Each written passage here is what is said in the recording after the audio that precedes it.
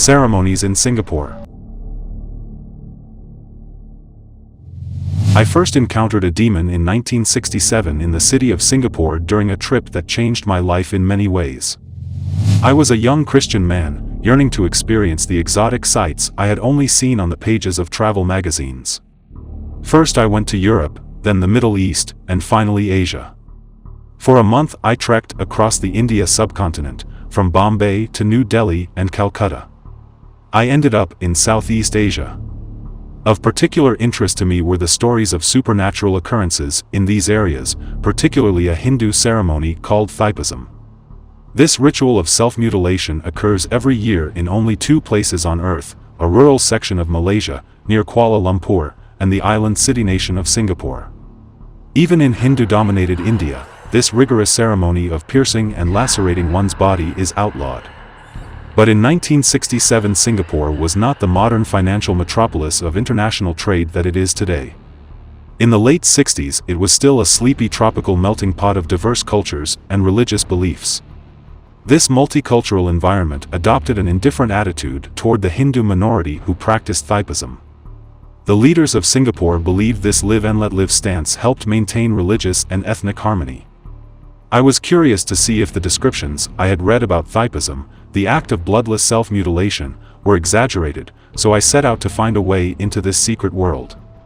After going through the normal tourist channels and finding no one who would talk about Thaipism, much less tell me in which temple it would take place, I met a missionary who had witnessed this ceremony several years before.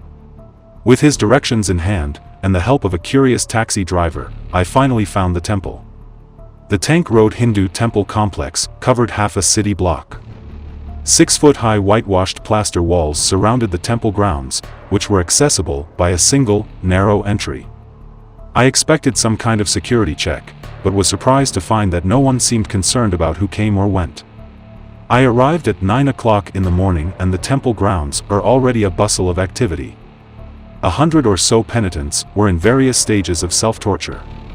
One man had large hooks through the muscles in his back, from which he was pulling a heavy stone idol around the grounds. Another man looked like a human pincushion, with more than 50 safety pins inserted all over his face. Still another had wooden sawls strapped to his feet with dozens of sharp nails hammered through and pointing upward. I grimaced as I watched him walk in circles around the compound. In the center of the Tank Road temple was a small, 10-foot by 10-foot shrine. Half a dozen bare-chested priests, covered from the waist down with the flowing Indian skirts known as dhotis, scurried in and out of the shrine with flower and fruit offerings. I made my way toward them to see the object of their devotion, a 3-foot-high stone pillar in the shape of an elongated cone. I caught the attention of one of the priests and pointed toward the object. "What's that?" "A lingam," he replied in a British colonial accent. The priest noted the confused look on my face. "It's a male phallus," he explained, "a representation of the male organ. It signifies fertility and life." Ordinarily I would have been put off by this display of religious adoration of a sex object, but my travels across India in prior weeks had educated me to the eroticism underlying Hinduism. I recalled the depraved stone carvings I had seen over the entry of a temple in northern India. Bestiality and unspeakable depictions of sexual perversion had been precisely sculpted into the stone archway so that Hindus entering the temple could not avoid seeing them. When I asked the attending priest why such immoral renderings were found at a religious site, he answered, "These images help worshippers get out all of their dirty thoughts before they enter the temple." That questionable logic introduced me to one of the conundrums of Hinduism. In some Hindu disciplines, perverted sexual practices are combined with religious devotion, as in tantric yoga. This school of yoga teaches that religious and erotic ecstasy are reached when the mind, breath, and semen are stilled in a single moment of sexual and spiritual enlightenment. The pornographic temple sculptures I had seen weeks before helped me make sense of the offensive sight before me in Singapore. "Are you enjoying our religious festival?" I turned around to see who was speaking and saw a slight Indian man standing right behind me. I was not sure how to respond. "It's interesting," was all I could say. "What happens after these people have finished torturing themselves?" The man motioned for me to follow him a few steps to the temple entrance. He stepped outside the temple compound and pointed down the street. They will walk 3 miles in that direction and then have all the instruments of torture removed. A broad smile filled his face as he spoke with a sense of pride. You will not see one drop of blood shed. This shows the great power of our gods. This man, like everyone I met at the ceremony, was unusually cordial. If you like this video, please help me by hitting the like button, subscribe to the channel and turn on the notification bell, so you will not miss any new videos like this. Like a Christian witnessing for his faith, these people wanted to accommodate me so that I would be beguiled by their gods. There was no way I could question them about the logic of their ritual. They were sincere in their dedication and proud to display their devotion. As I stepped back inside the compound, a band of musicians began moving about the crowd. One man blew on a flute, which made a mournful, almost atonal sound. He was accompanied by several men with drums, hanging from slings around their necks. Each man had his fingers covered with hard, round cylinders that beat rhythmically against the heads of the drums. The almost mystical sound evoked images of a snake charmer, and I half expected to see a mesmerized cobra rise somewhere on the temple grounds. What bothered me most about this religious spectacle was that children were allowed to be present and watch the events. A dozen or so of them imitated their elders. Although their self-mutilation was not as severe, it appeared to be no less excruciating.